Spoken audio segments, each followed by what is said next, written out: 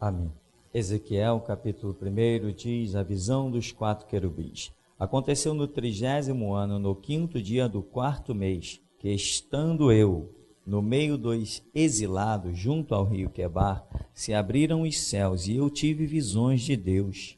No 5º dia do referido mês, no 5º ano do cativeiro do rei Joaquim, veio expressamente a palavra do Senhor a Ezequiel, filho de Buzi, o sacerdote, na terra dos caldeus, junto ao rio Quebar, e ali esteve sobre ele a mão do Senhor. Olhei, e eis que um vento tempestuoso vinha do norte, e uma grande nuvem com fogo a revolver-se, e resplendor ao redor dela, e no meio disto uma coisa como metal brilhante, que saía do meio do fogo. Amém, irmão? Você pode sentar.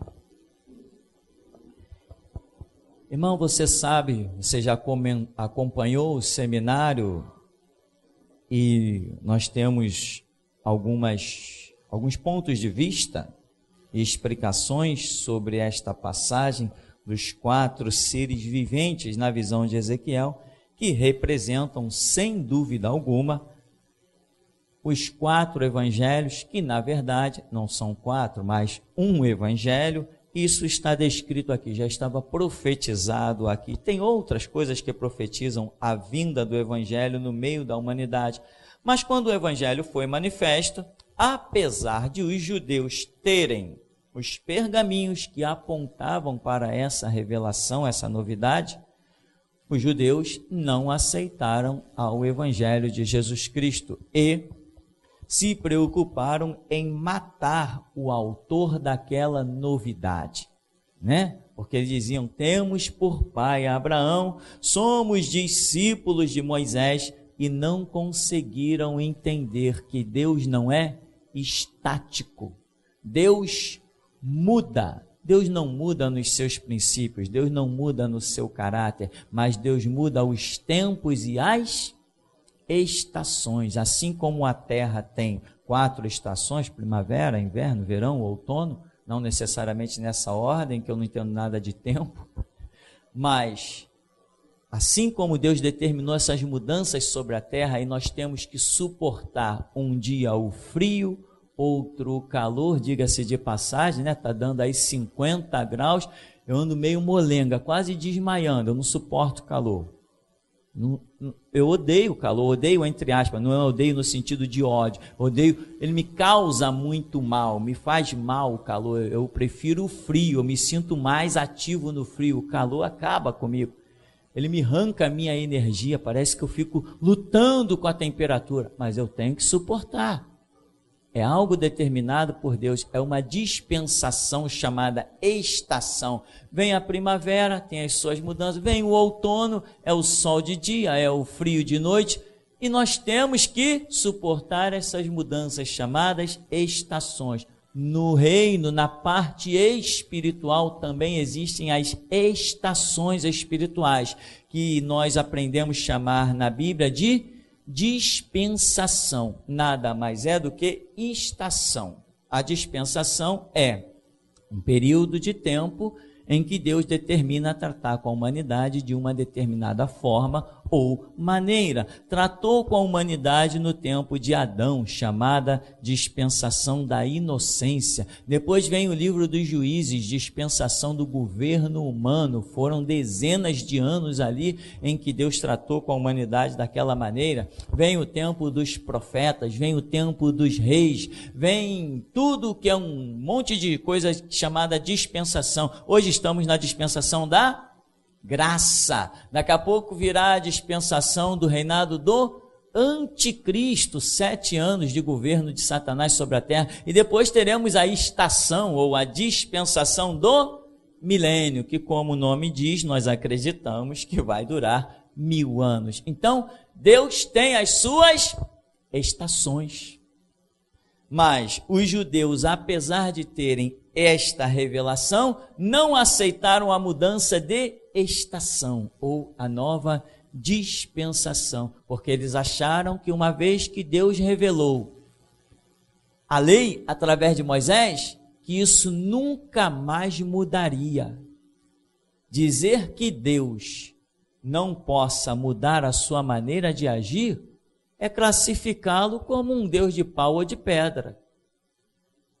Porque não é assim que os deuses de pau e de pedra se comportam? Eles não mudam nunca. A pessoa chega no terreiro de macumba ou vai num catolicismo, tem um problema. O que ele faz? Promessa.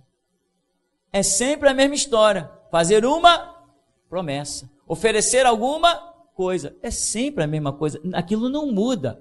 Então, se você diz que o teu Deus é vivo, mas não muda, todo mundo que é vivo, pensa. Quem é vivo, segue um caminho e pode, de repente, seguir, conforme os caminhos que a vida apresenta, tomar uma outra direção. Não é assim que as coisas acontecem? E Deus faz isso. Deus não faz isso por causa dele. Deus faz isso por causa de nós. E se Deus não mudasse as suas dispensações, irmão, ninguém se salvaria. Pois se os próprios judeus reclamavam da lei, dizendo que a lei era pesada, aí vem Jesus e cumpriu a lei. Né? Não cuideis que vim destruir a lei e os profetas. Eu não vim destruir, eu vim cumprir. Ele cumpriu a lei. O que está cumprido, acabou. Cumpriu o seu papel. Ele instituiu uma nova lei chamada Evangelho de nosso Senhor e Salvador Jesus Cristo. Mas os judeus aceitaram isso? Não. O que Oséias profetiza sobre eles? O meu povo está sendo destruído porque lhe falta conhecimento. Conhecimento. E eu vejo quantos crentes dizendo assim, eu sou crente. Irmão, você já leu Gênesis? Não tenho tido muito tempo não. Olha, o cara está se iludindo, achando que é crente. Não existe crente sem conhecimento. Não, eu vou na igreja todo dia, meu irmão, e daí? Você vai na igreja todo dia? O fato de eu trazer um cachorro todo dia para sentar aí na cadeira e botar ele debaixo da cadeira ouvindo o culto todos os dias, não vai transformá-lo num crente? Ou vai? Então você não pode se comparar a um cachorro. Você tem que ir além. Não é apenas você estar ouvindo, estar dentro de um quadrante, 4 paredes, um teto e um chão. Não é isso que vai transformar a tua vida. Mas não é mesmo. E aproveita para guardar isso nas gavetas mais profundas do teu coração, porque você não ouve isso em qualquer lugar. As pessoas por aí estão satisfeitas, os líderes, os falsos líderes, estão satisfeitos que você entre na igreja, cante um pouquinho, bata a palma, dê um sorriso, conta umas piadas, você fique feliz, deixa o seu dízimo e vai para casa. As pessoas por aí estão satisfeitas com isso. Eu não trabalho pelo seu dízimo, eu trabalho pela sua alma. O meu galardão perante o meu Deus é que a tua alma entre no céu e não que o teu dízimo entre no meu bolso. Nua e cruamente. Agora sai por aí e ouve essas coisas em outros lugares. Se você ouvir, fica por lá, irmão, porque verdadeiramente Deus levantou outro restaurador. Mas eu te digo uma coisa, irmão. Até aqui Deus não disse que eu estou caído. E se Deus não disser que eu estou caído, acredite, não se levantarão 2 restauradores. Pelo menos não 2, igual a mim, não. Ezequiel está tendo uma visão, e aonde ele está tendo essa visão? Ele diz que ele está onde? No meio dos exilados. Ele está o quê? O que Ezequiel é? Ele é um escravo. Amém? Ele é um escravo. Ele está no meio dos exilados. Ele tem alguma liberdade? Ele tem algum livre-arbítrio perante aquela sociedade? Eles estão dominados. Eles não têm a mesma liberdade que aquele povo de lá tem. Os que ele foi levado, ele não tem aquela liberdade. Irmão, não importa a liberdade que você tenha ou não, naturalmente falando. Espiritualmente, você sempre é livre se você quiser ser livre. Se você tiver entendimento das coisas de Deus, você sempre será livre. Mesmo que tenham correntes nos seus pés, grilhões nas suas mãos ou capacete de ferro na sua cabeça. Você é livre quando você sabe, com o teu espírito, se comunicar com o Espírito de Deus. Você é livre. E Ezequiel é tão livre que ele está lá às margens do rio Quebar, no meio dos exilados, né? E no 5º dia do referido mês, etc., ele tem uma visão de Deus. Irmão, só tem visão das coisas de Deus quem é livre. Você tem que aprender a se despir de todos os teus grilhões, de todas as tuas cadeias. Não interessa se você está no meio de uma cela. Não interessa se você está prisioneiro. Quem sabe essa mensagem não vai invadir os presídios. Que se você está no meio, se a sociedade te condenou e você é inocente. Porque eu fui condenado por boa parte da sociedade, principalmente pelos evangélicos, quando estive 18 dias de cadeia. Mas enquanto o mundo me condenava, Jesus Cristo me aplaudia. Não importa se você está atrás de uma grade. O que faz a diferença na vida de um homem não são as grades que estão na sua frente, mas o Deus que está dentro da sua alma. É isso que faz a diferença, toda a diferença na vida de um ser humano. A tua história não será escrita, meu irmão, porque você esteve atrás de grades ou suportou grilhões, mas a fé, a confiança, o entendimento, o conhecimento real, fundamentado que você tem de Deus, é isso que vai escrever e reescrever a tua história todos os dias. Ezequiel está cativo, mas Ezequiel é o quê? É livre, completamente livre. E vem a mão do Senhor sobre ele, e ele tem visão de Deus. Então, irmão, eu me lembro muito no tempo que eu era da Igreja Batista da Gamboa, aqui mesmo, lá embaixo no bairro de Santo Cristo. Passei quase uns 5 anos ali naquele lugar. Todo mundo ali era cativo. Todo mundo ali era cativo. Uns liam um texto bíblico e diziam assim, não, mas não pode falar isso não, porque os diáconos não gostam. O pastor não gosta que fale nesse negócio de língua estranha. Então eles eram escravos. Eu estava no meio deles, mas eu falava, pregava, dizia, mostrava a minha opinião. Eu estava entre os cativos e os escravos, mas eu não era escravo. Para eles eu era um rebelde. Mas você precisa entender que alguns que são rebeldes aos olhos dos homens são libertos diante dos olhos de Deus.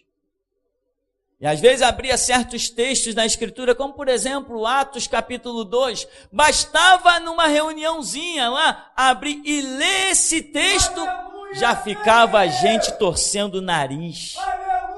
Um dia eu só abri o texto de Atos 2 e comecei a ler, sem ninguém nem sequer saber o que eu iria falar. Quando eu abri o texto de Atos 2, a sobrinha do pastor saiu batendo porta que parecia um cachorro raivoso. Mas aquilo me calou? Não, meu irmão, podem me jogar no meio da lama junto com os porcos, mas eu não deixarei de ser leão.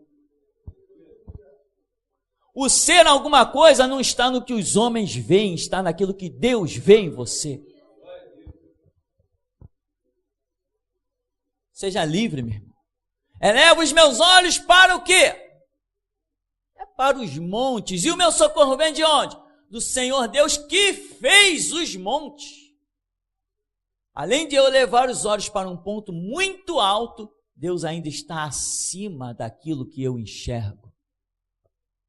Tem gente que está cativo, está crendo que o amigo advogado vai fazer alguma coisa por ele, o amigo juiz, o amigo político, ou o amigo gerente do banco, ou o seu próprio dinheiro. Isso, meu irmão, são atitudes de quem é escravo. Quem é livre verdadeiramente, eleva os olhos para os montes e sabe que o Senhor Deus é Jeová Jirê, o Deus das provisões. Aqui então, cativo, escravo, mas ainda assim, Deus olha o coração de Ezequiel e o separa. E deixa, através da vida de Ezequiel, imagino que nesse momento ele está recebendo mais um galardão. Cada vez que o nome de Ezequiel é mencionado na terra, ele é recompensado no céu. Não é com qualquer homem, meu irmão, que Deus pode deixar obras milenares para atravessar todas as gerações. Você entende isso? Você entende que esses homens receberão um destaque inigualável? Cada vez que o Espírito Santo pode se mover sobre a terra e dizer assim, você aí, prega sobre Ezequiel, significa que ele pôde contar com Ezequiel para uma obra milenar, que não pôde contar com qualquer um. Ou seja, busca, irmão, para que Deus possa escrever com a tua vida uma história eterna e não uma historinha passageira. Histórias eternas. Deus olha e escolhe assim. Escolhe como? Deus não escolhe na aparência, Deus escolhe no coração. A Bíblia diz, um coração quebrantado e contrito não desprezarás, ó Deus. Então, Ezequiel é escolhido nessa missão, não é escolhido você, não é assim, ele é escolhido porque o coração dele está de acordo com aquilo que Deus quer. Não acredita nesse papo assembleiano que tem por aí não, né, meu irmão? Deus é que chama e Deus que capacita. Conversa fiada, isso é mentira. Tem nada de Deus chama e Deus capacita, não. Deus primeiro olha a condição, daí ele chama e daí ele capacita. Mas chamar qualquer um, inútil, analfabeto na Bíblia, isso é mentira. Deus não chama nenhum burro de escritura para fazer a sua obra.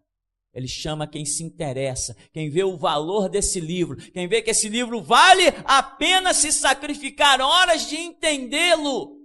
É aí que Deus chama. Fora isso, Deus não chama não. É conversa fiada. É mentira de profecias assembleianas e um monte de gente desocupada que não tem o que fazer. Ezequiel diz, eu estava no meio dos exilados, estava no meio dos cativos, ou seja, estava como um escravo. Mas Deus olhou para Ezequiel e viu, esse Ezequiel aí, ele é livre. Algumas pessoas podiam estar dizendo, caramba, será que eu vou voltar para Jerusalém um dia? Será que Deus ainda vai nos permitir voltar para Jerusalém? Será que eu ainda vou pisar na Terra Santa? Será que eu ainda vou entrar no templo? Será que ainda vou ver as plantações das tribos? Será que eu ainda vou ver isso, aquilo? Ainda vou participar dos rituais? Tinha gente lá que estava assim, irmão. Esses que ficam lamentando as suas condições nunca serão nada, meu irmão. Ezequiel está ali em condição espiritual, está cativo, não interessa. Quem levou para o cativeiro é Deus. Foi Deus que levou para o cativeiro. Se foi Deus que levou para o cativeiro, ele estava onde? No centro da vontade de Deus. Mas tem pessoas que não reconhecem o centro da vontade de Deus, só reconhecem os seus próprios interesses. Como é que eu estou no centro da vontade de Deus se eu estou sofrendo dessa maneira? É o que muitos dizem. Mas Jó, ao contrário, o Senhor Deus deu, o Senhor Deus tirou. Louvado seja o nome do Senhor. Eu sei que o meu Redentor vive e por fim se levantará sobre a terra. Então, irmão, tem pessoas que têm dificuldade de entender a vontade de Deus. Não é porque você tropeçou e caiu no chão que não há Deus.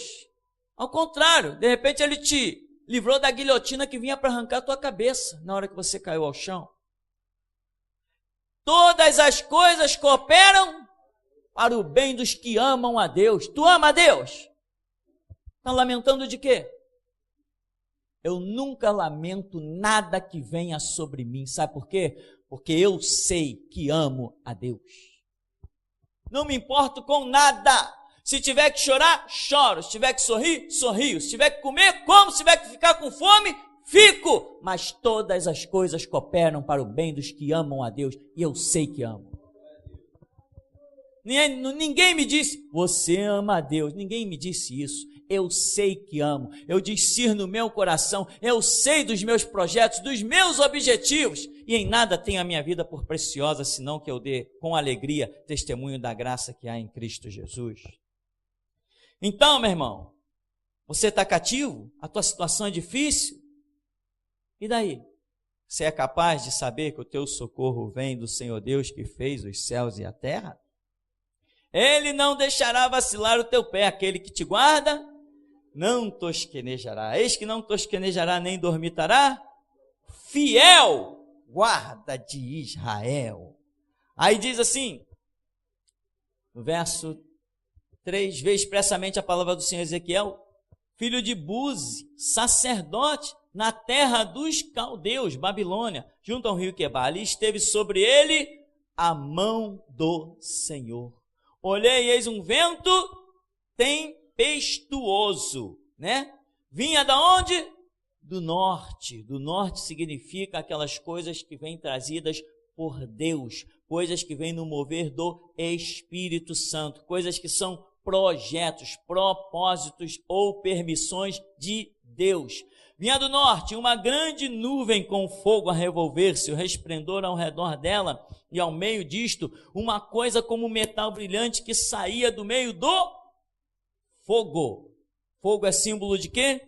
Juízo. Então, o que Ezequiel está vendo é algo que vai trazer juízo. Do meio de uma nuvem saía a semelhança de 4 seres viventes, cuja aparência era esta. Tinha a semelhança de homem, cada um tinha 4 rostos, como também 4 asas. As suas pernas eram direitas, a planta de cujos pés era como a de um bezerro, e luzia como o brilho de bronze polido. Debaixo das asas tinha mãos de homens, aos 4 lados assim. Todos os 4 tinham rostos e asas. Estas se uniam uma à outra, não se viravam quando iam, cada qual andava para a sua frente. A forma dos seus rostos era como o de homem à direita. Os 4 tinham rostos de leão à esquerda, rosto de boi e também rosto de águia, todos os 4. Então nós estamos falando de 4 seres, mas cada um desses 4 seres tem 4 faces. E depois vai dizer o texto que as suas asas, no verso 11, elas eram unidas. Nós estamos vendo uma manifestação, uma multimanifestação de Deus, representada em 4 faces, representada em tantos pés, representada em tantas asas, mas elas são unidas. Não tem projetos diferentes. Ou seja, nós vamos ver ali as faces daqueles seres que simbolizam o Evangelho de Mateus, que é o leão, Marcos, que é o boi, Lucas, que é a face de homem, e a igreja, um povo separado, que é a face de águia. E muita gente olha para o Evangelho e não tem um entendimento da unificação de todo esse conteúdo. E o que nós vemos? Pessoas olham para o Evangelho e dizem assim: ah, Jesus pregou o amor, que coisa linda, maravilhosa, que coisa, olha como Jesus exerceu o amor, olha como Jesus exerceu misericórdia. Ah, eu quero na minha vida é isso, pregar amor e misericórdia, porque isso é tão lindo, falar de juízo, chamar pessoas à exortação, descer o cajado, etc. Como se o homem pudesse escolher o que falar e o que pregar, né? Muitos dizem isso. Não, eu não quero isso, eu quero só falar o amor. Irmão, o Evangelho é uma coisa completa. Não existe uma parte da mensagem do Evangelho. Ao mesmo tempo que Jesus diz para aquela mulher, olha, quem não tem a primeira pedra, quem não tem pecado, que atire a primeira pedra. Daqui a pouco Jesus olha, mulher, cadê os teus acusadores? Ninguém te condenou? Não, Senhor, ninguém te condenou. Não, eu também não te condeno. Mas vai e não peques mais. Eu não te condenei agora. Vai e não peques mais. Se pecar mais, será condenada. Então, nunca a mensagem de Deus ela é unilateral, ela é composta de uma parte, ela é sempre completa. O Senhor Deus diz através dos profetas: olha, eu vou arrasar vocês, mas se vocês se converterem e me buscarem, eu farei a terra de vocês deleitosa, que vai invejar a todas as nações. Em contrapartida, Deus diz assim: eu tenho para vocês uma terra que mana leite e mel. Mas o povo não andou de acordo com a promessa. O que Deus fez com a terra que mana leite e mel? Transformou num deserto, levou-os como escravos, arrasou com eles. A mensagem de Deus, ela nunca é um ponto de vista único. Por isso ela tem 4 faces. Por isso ela tem, se você for considerar aí, tem asa que não acaba mais. Cada ser daquele parece ter 4 asas. 4 vezes 4 dá 16 asas. 16 para nós significa base. Asas significa mover espiritual. É tanto mistério, tanta coisa a ser entendida nisso, e dá para ver claramente que nós não podemos nos prender a um detalhe do Evangelho, porque aí vamos impedir que Deus nos fale outras coisas que Ele deseja realizar. Se nós quiséssemos apenas nesse púlpito pregar que Deus é amor, porque essa é uma mensagem que agrada a todo mundo, é tão linda e maravilhosa, Deus jamais poderá revelar a uma igreja que pregue somente amor, uma palavra como essa. Bíblia assim, Constituição não. Isso aqui não é amor. Isso aqui é guerra. Isso é guerra contra a maior força que o mundo pode produzir. Bíblia sim, Constituição não significa guerra contra os conceitos e princípios da Marinha, do Exército, da Aeronáutica, das Forças Nacionais. Significa isso. Quem tem a visão de que Deus é só amor, nunca pregará isso. O que os nossos irmãos de outras igrejas, irmãos entre aspas, dizem para nós? Isso não é muito radicalismo não, meu irmão? Isso não é radicalismo. Isso é a glória que Deus nos tem revelado. Uma glória tremenda. Então, irmão, veja, seguindo aqui o nosso texto, nós passamos por um verso que diz que o vento que vem do norte, ele é o quê? Tempestuoso. Ou seja, você já viu uma tempestade? É aquela bagunça no céu. Trovão. Trovão é aquele barulho, né? Blum, relâmpagos, aquelas luzes, aqueles flashes, todo mundo tem medo. Está matando gente por aí à torta e à direita, relâmpagos. Aqueles raios, uma descarga elétrica incrível. Agora há pouco tempo, numa determinada praia aí, parece São Paulo, 4 morreram. Pessoas distantes sentiram um choque. Tempestuoso, ou seja, Deus não é aquela serenidade, aquela coisa pacífica, né? Porque muita gente olha para o Sermão da Montanha, Jesus falando, bem-aventurados os mansos, porque eles herdarão a terra. Bem-aventurados os pacificadores, porque eles serão chamados filhos de Deus. E parece que Jesus é um camarada assim, bem lerdo, quase que retardado, né? Andando pela terra assim. Aí esquece que quando você abre Mateus 23, Jesus está dizendo assim, escribas e fariseus, seus hipócritas, vocês como o mosquito engolem o camelo, vocês fazem discípulo para transformá-lo em 2 vezes mais filho do inferno, pior do que vocês. Jesus não tem só a face do boi da submissão, ele também tem a face do leão da tribo de Judá, a ferocidade. O evangelho não é pacífico, o evangelho é guerra. O evangelho não veio, Jesus disse o quê? Não cuideis que vim trazer a paz à terra. Eu não vim trazer a paz, eu vim trazer espada. Jesus falou que queria que alguma coisa fosse acendida, uma fogueira se levantasse. Ele falou assim, minha alma já se alegra, porque esse fogo já está aceso. E o fogo que ele acende não se apagará, pelo menos não enquanto eu viver. Amém, meu irmão? Então veja, depois no verso 5, do 5 até o 10, vem contando as coisas que acontecem ali, como aquela coisa vai se revolvendo, né? As coisas que luzem brilhos de bronze polido. No verso 9, estas se uniam uma a outra, não se viravam quando iam, cada qual andava para a sua frente. A forma de seus rostos era como de homem. À direita, os quatro tinham rosto de leão. Nós estamos vendo que esses 4 seres viventes representam o quê? Mateus, Marcos, Lucas e João. Mas está dizendo que os 4 têm rosto de leão. Então aquele que é a águia, ele tem também rosto de leão. E tem também rosto de boi, e tem também rosto de homem. E diz, à esquerda, rosto de boi, também é rosto de águia. E todos os 4 têm os 4 rostos. Ou seja, o evangelho, ele é furioso como um leão, ele é pacífico como um boi. ele é inteligentíssimo como um homem e ele é espiritualíssimo como a águia. Você não pode ser uma coisa só. Você tem que ser as quatro. Se o evangelho está na sua vida, você vai que nem um boi, como ovelha muda levada ao matadouro. Mas tem uma hora que Deus incita em você o espírito do leão e você se levanta e devora.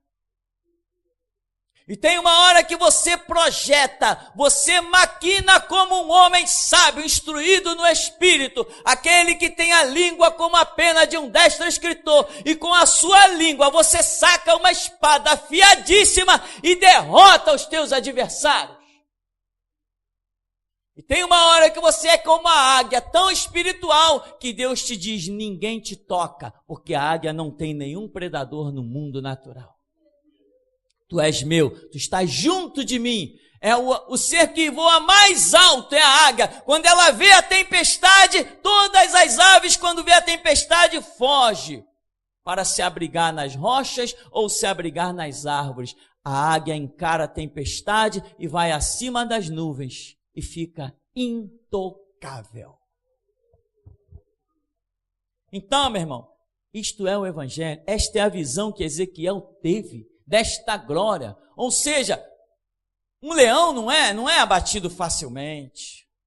Uma águia, essa força, essas representações, se juntar à força do leão com a calma de um boi, com a inteligência de um homem e a espiritualidade de uma águia, se juntar tudo isso, nós teremos um ser indestrutível. E é isso que é. Cada um tem quatro faces. E é isso que é o evangelho. O evangelho é indestrutível. Quando Roma achou que destruiria o evangelho nas arenas, viu que o evangelho era indestrutível. Quando a União Soviética achou que com a cortina de ferro ia destruir a igreja, o evangelho, hoje, anos depois, décadas depois, quando ela abriu a sua cortina de ferro, e muitos acharam que não ia ser encontrado facilmente um evangelho, eles descobriram que das catatumbas, debaixo da cidade, emergiu uma multidão para consumir milhões em Bíblia. Hoje a Rússia consome milhões de Bíblias anualmente. Por quê? Porque o evangelho é invencível. É indestrutível. Enquanto os líderes governamentais achavam que estavam banindo o evangelho da face da Rússia, criaram as teologias de que Deus está morto, enquanto eles achavam que as coisas estavam acontecendo assim, homens inspirados pelo Espírito Santo, inteligentíssimos, tinham suas gráficas debaixo das ruas, dentro de bueiros. E quando menos eles esperaram, que foram catalogar, viram que a Rússia tem muito mais evangélico do que o censo poderia supor. Inteligência. Inteligência debaixo do mover do Espírito Santo. Olha o que diz o verso 11.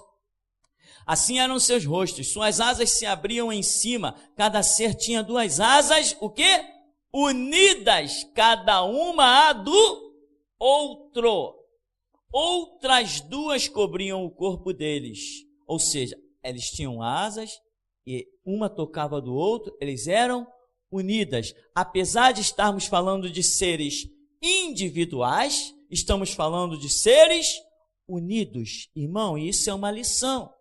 Porque tem gente que pensa que pode servir a Deus individualmente. O conceito igreja é plural. Igreja significa os chamados para fora. Nós somos chamados para fora desse sistema, desse pensamento mundano, dessa administração mundana horrível que existe por aí. A igreja não é empresa, a igreja não é fonte de exploração, não é fonte de lucro. A igreja é um conceito completamente diferente de tudo que o mundo possa apresentar. Nós não temos nada a ver com o mundo. Jesus falou, se aproxima o príncipe deste mundo e eu nada tenho com ele. nada tenho com ele. Paulo diz assim, aquele que milita a boa milícia, não se embarace com as coisas do mundo. Embarace. Embaraçar é um conceito diferente de você, no seu dia a dia, trabalhar, enfim, com o suor do teu rosto, ganhar o seu pão. Embaraçar é outra coisa diferente. Então, são seres individuais, mas são seres que têm pontos em comum. Eles se tocam, as suas asas são unidas.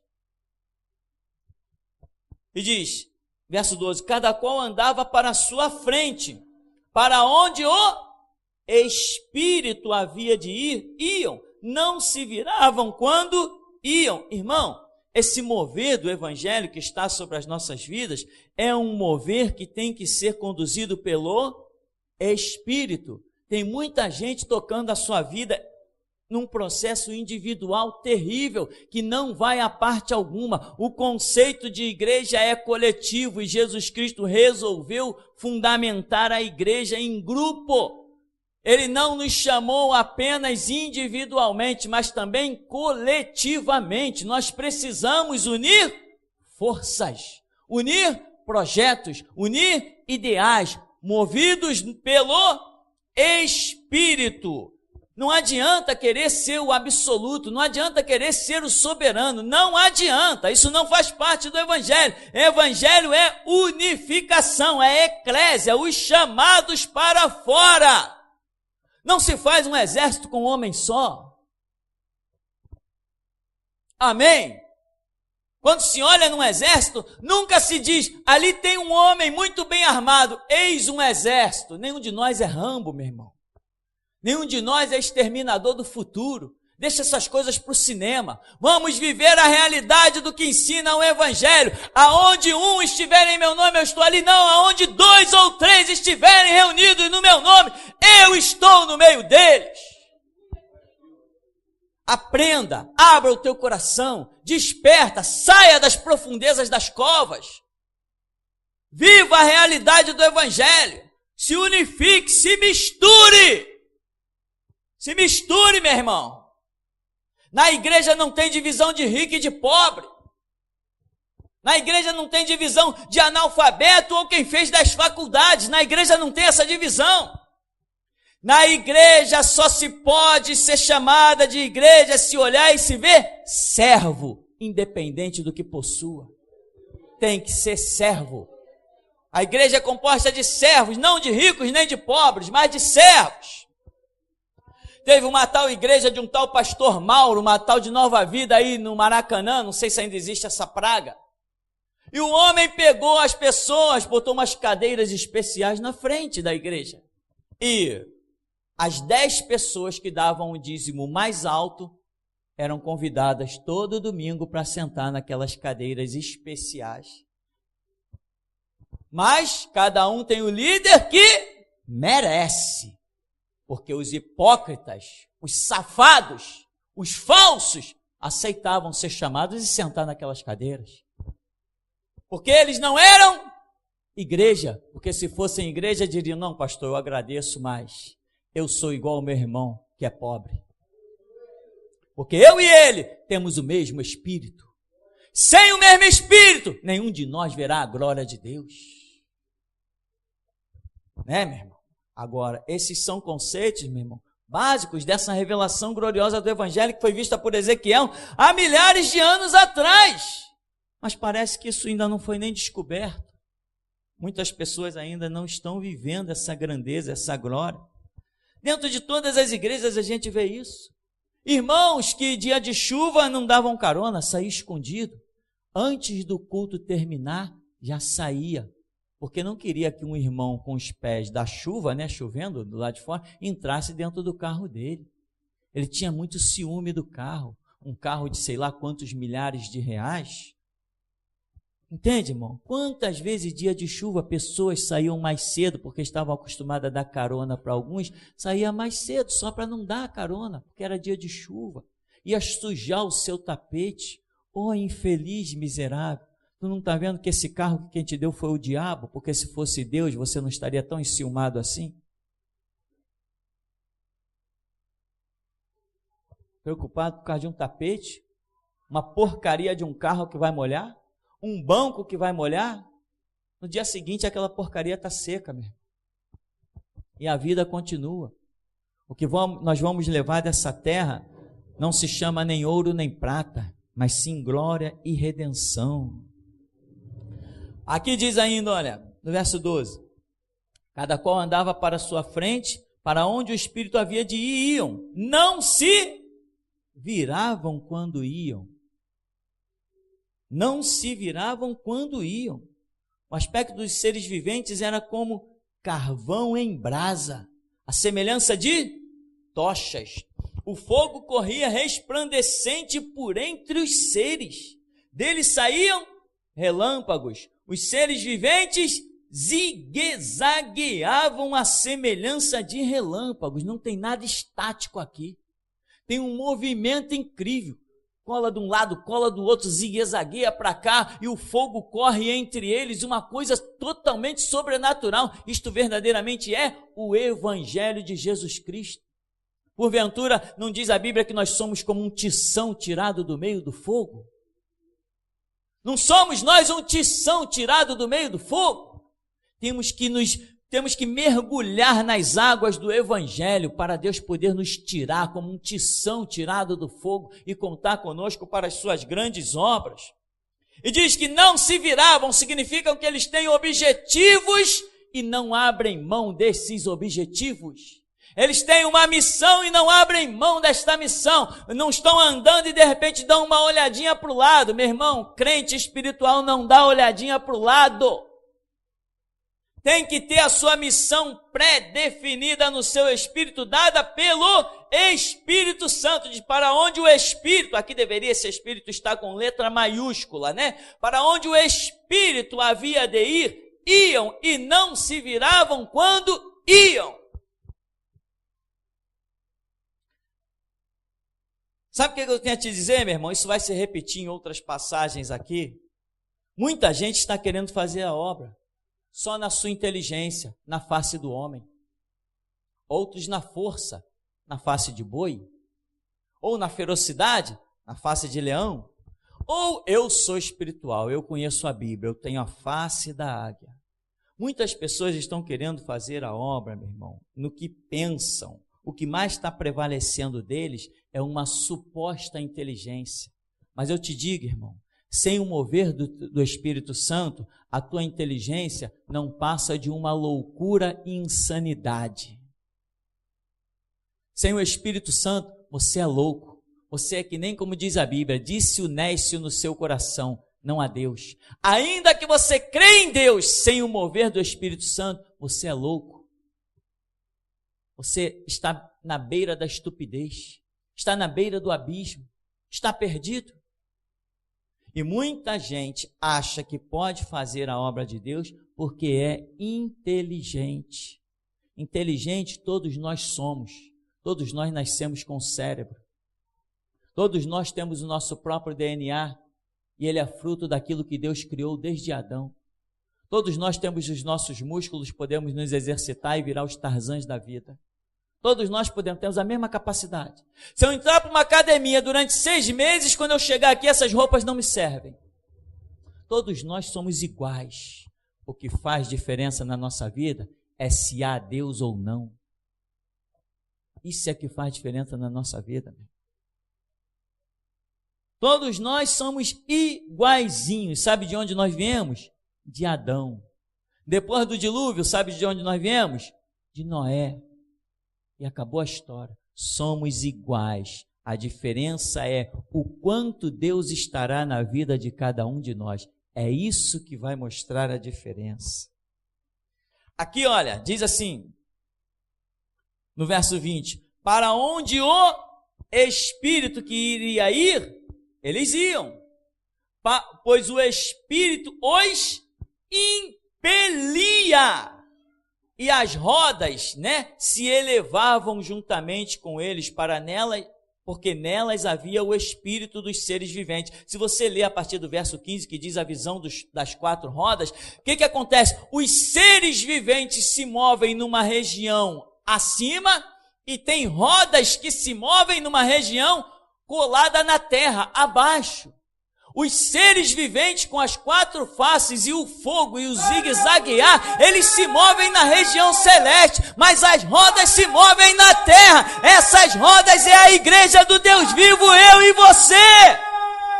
E para onde o Espírito que iria ir, impelia os seres viventes, as rodas também seguiam. Você tem que seguir os 4 seres viventes, movido pelo Espírito. Porque tem pessoas que estão achando que estão seguindo os 4 seres viventes. Eu sigo o Evangelho, mas sem o Espírito. Sem o Espírito, nós estamos vendo crente de Bíblia na mão, sem o Espírito.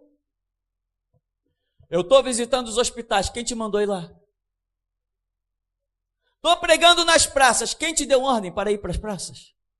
Estou pregando nos trens, quem te disse para ir lá?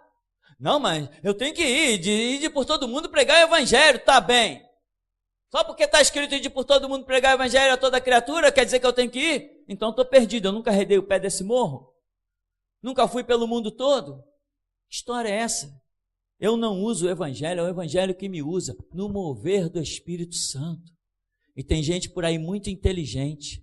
Não, irmão, está escrito aqui, vamos traçar, eu fiz parte de umas reuniõezinhas horrendas, dessas coisas abomináveis, da cúpula da igreja de Nova Vida, um tal de pastor Flávio, no tabernáculo de Nova Vida, ali na Lagoa, não sei se esse homem ainda vive. E este homem, ele dizia nas reuniões, nós temos que traçar uma estratégia de evangelismo para encher a igreja. Eu dizia assim, não, a minha estratégia é só uma, dobrar os joelhos, botar a boca no pó, tocar nos pés de Jesus Cristo e ver o que Ele tem a me dizer. Muita gente está por aí abrindo igreja que nem loteria até a hora que dá certo. O camarada vai para um morro, abre uma birosca, não deu certo, ele fecha, vai abrir em outro lugar. Não deu certo, ele vai abrindo, até que haja um povo besta, né? Porque a Bíblia diz que tem cegos, tem guias cegos que guiam outros cegos. Então até que uma hora começa a entrar gente lá que nem entra na igreja católica, nos terreiros de macumba, entra na Universal, nesse templo de Satanás, na Mundial, na Graça, nesses templos do diabo, entra pessoas. E como entra pessoas? A ponto do cara poder comprar uma fazendinha de 60 milhões... É porque entra muita gente. Tem canais a cabo e TVs particulares. É porque entra muita gente para ofertar dinheiro. Então, alguém vai, abre uma igreja. Vão abrir aqui em Copacabana, não deu certo. Vão abrir no Leblon, não deu certo. Vão abrir em tal lugar. Ah, agora aqui deu certo. Está entrando gente? Ah, então deu certo. Vamos fazer a contabilidade. Ah, entrou dinheiro, então deu certo. Comigo não, meu irmão. Isso não acontece comigo. Você segue um líder que anda no mover do Espírito. Quando, em 1999, o Espírito Santo me revelou o seguinte, vai para o endereço tal e funda a minha igreja, eu vim, fundei, uma vez só ouvi essa voz, realizei a obra, e quem hoje é louco de dizer que não há Deus nessa terra? Não foi loteria. Não abri 2 vezes, abri de acordo com o que Deus mandou. Em tal lugar, começa o trabalho de tal forma, eu fiz, e hoje são 15 anos. Quem pode ser louco o bastante de dizer que não há Deus? Que seja louco o suficiente para vir também diante de mim lançar um desafio. Então, meu irmão, é andar, não é simplesmente ter o Evangelho, que tem muita gente pensando que porque sabe Bíblia que é alguma coisa. Ninguém porque sabe Bíblia apenas é alguma coisa, mas por saber Bíblia e andar no mover do Espírito Santo. Não adianta dizer que sabe Bíblia. Eu conheci um pastor presbiteriano, conheci pelo telefone, né? Nós estávamos distribuindo muitos folhetos, muita coisa, e foi bater nas mãos dele umas mensagens, ele ficou doido. Aí ligou para cá, não pastor, por quê? Você está falando assim, está pregando contra o mercenarismo, contra a apostasia, eu sei que isso é real, tal. Eu disse assim, não pastor, veja bem, mas quando Deus não levanta profetas, quando a coisa está preta? Aí ele diz assim, não, eu sei de tudo isso, eu conheço a Bíblia de capa a capa, mas tem coisa que a gente não tem que falar. Eu falei assim, pastor, se Deus te deu o conhecimento para se calar, não foi o que Ele fez comigo. Ele deu-me conhecimento para abrir a boca e falar. Aí começou a querer discutir comigo, eu falei, eu só combatendo ele. Aí chegou uma hora que ele falou assim, não, eu vejo que você não é uma pessoa de muita conversa. Eu falei assim, acredite, pastor, eu sou de nenhuma conversa, porque depois que um homem aprende a ouvir Deus, outras vozes não lhe interessam. Ah, então tá bem, passar bem o senhor também. Tchau. Imagina, meu irmão, um homem que ouve uma mensagem do pastor Tupirani e ousar que pode sentar com o pastor Tupirani numa mesinha redonda para conversar. Você acha que eu tenho conversa com alguém, meu irmão? Você acha que eu sou homem sujeito à conversa? Você acha que um homem que depois que chega ao nível de pregar e ensinar as coisas que eu prego e ensino, eu ainda estou de portas abertas para ouvir opiniões? É um louco. Tentar me convencer a voltar atrás no que prego é um louco. Deve ser internado com camisa de forças. Aqui diz, no verso 12, nós vimos... Não viravam quando iam, né? E eu falei, objetivo definido. Irmão, você tem um objetivo na sua vida? Você não se vira. Não, o teu alvo está lá na frente. Se o teu alvo está lá na frente, você não quer saber do que está se passando à sua volta. Se o seu alvo está lá na frente, se você enxerga o seu alvo, o alvo que Deus te deu, o projeto que Deus deu para a sua vida, se Deus te deu um alvo e te ensinou a olhar para este alvo, não interessa o que está à sua frente, à sua volta, ao seu derredor, atrás, na sua cabeça, debaixo dos seus pés, você tem que andar sempre olhando para o seu alvo que foi dado por Deus. E aí você não cai nunca. Sabe o que é nunca? Nunca.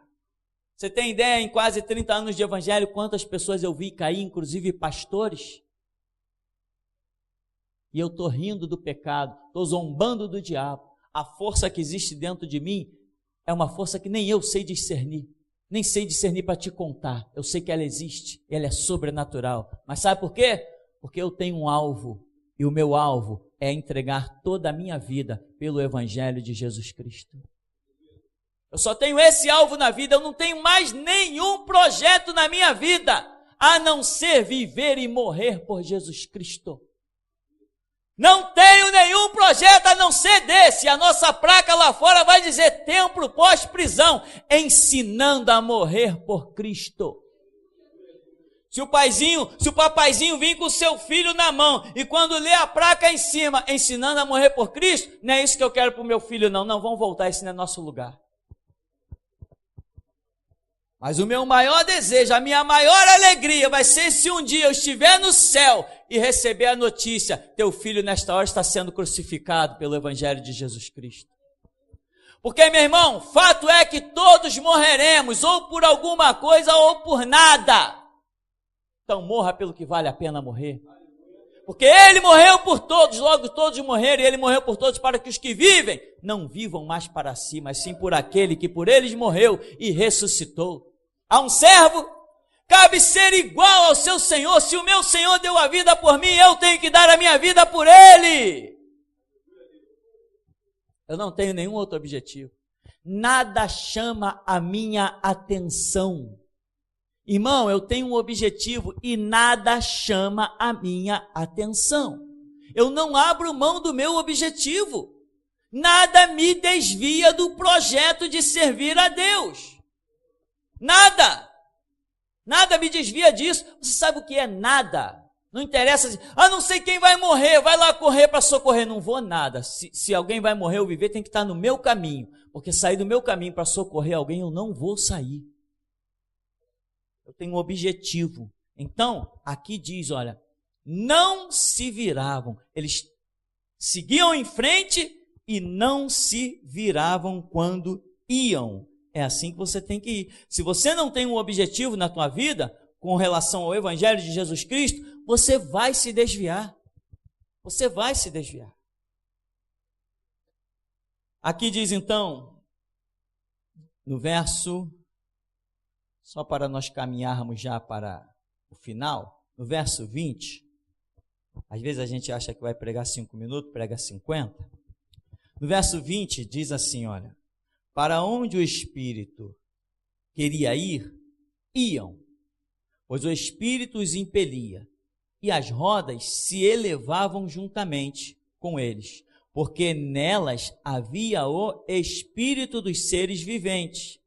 Andando eles, andavam elas, e parando eles, paravam elas.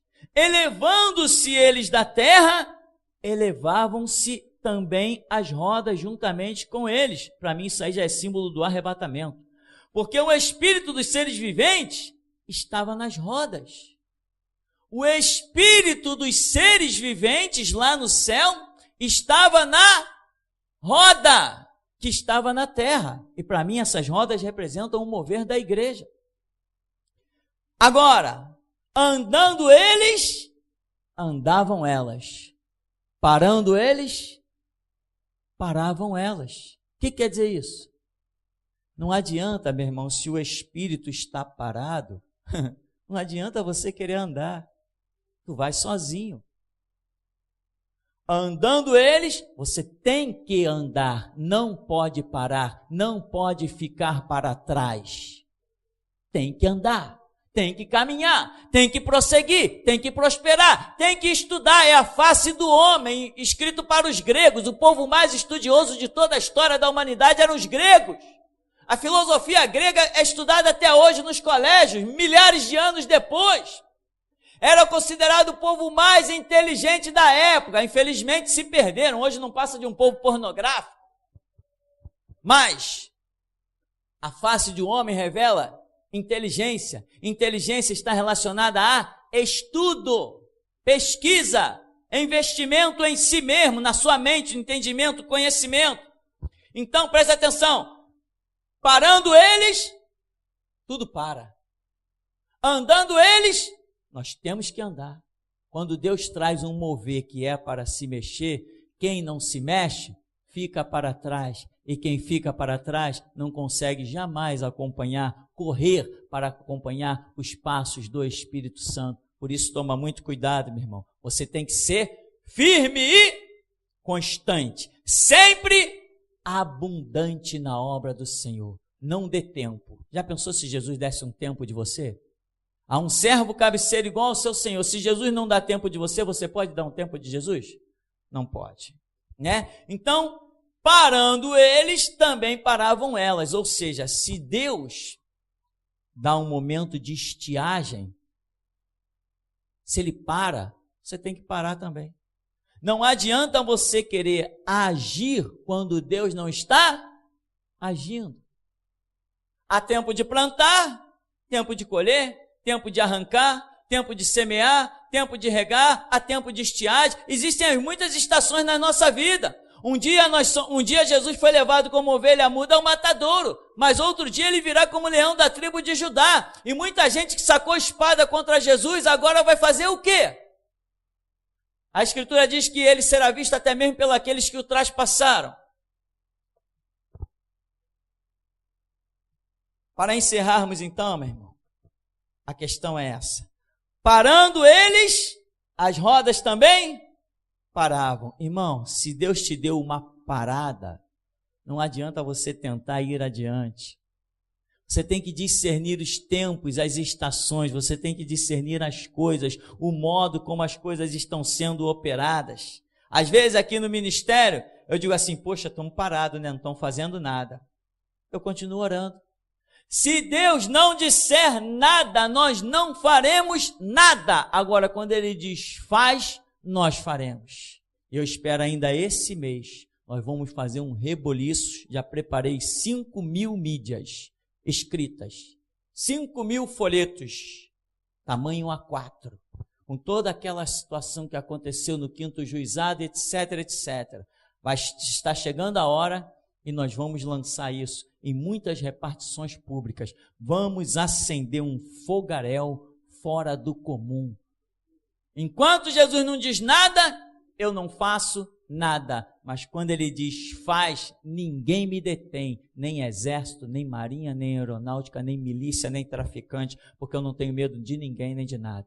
A Escritura diz, o que habita no esconderijo do Altíssimo, a sombra do Onipotente descansará. O meu Deus tem poder de dar a vida e de matar também. Ele tem as chaves da morte e do inferno. A porta que ele abre, ninguém fecha. E a que ele fecha, ninguém abre. Então, irmão, para concluirmos, atente para a grandeza do Evangelho, para tudo que o Evangelho pode fazer na sua vida.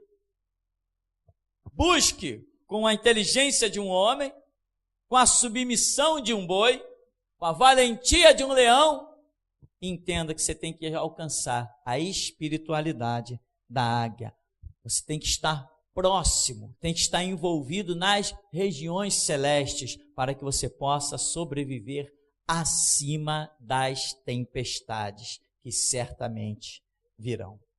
E até aqui nos tem ajudado, Senhor.